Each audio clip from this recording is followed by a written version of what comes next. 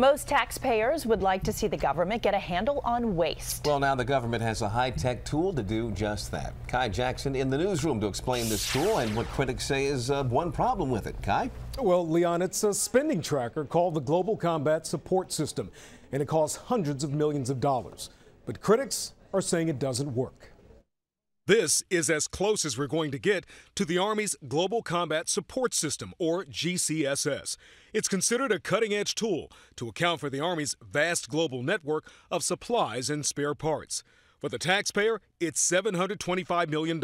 That's the price tag right now of military might aimed at curbing wasteful spending. The irony is they've built this system which is ultimately going to cost well over $4 billion to help them better track things like spending, and they haven't been following the laws that are in place to allow them to track spending. In other words, the Army will spend billions of dollars to track spending on a system that, according to the Department of Defense Inspector General, can't track spending.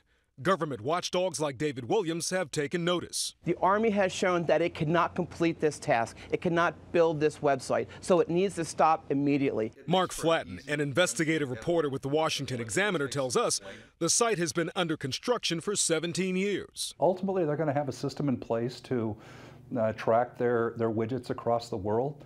The question is, was it built as efficiently and effectively as it needed to be? The Inspector General isn't saying the money was wasted, but the Army can't readily account for it because the GCSS doesn't comply with federal financial reporting laws. In other words, there's no standardized way to show how the money was spent. We tried to talk with the Army for this story, but our calls were not returned. Now, not everyone agrees that there's a problem. In some military publications, commanding officers believe that GCSS will benefit Army units. Allison? Okay, Kai, thank you very much.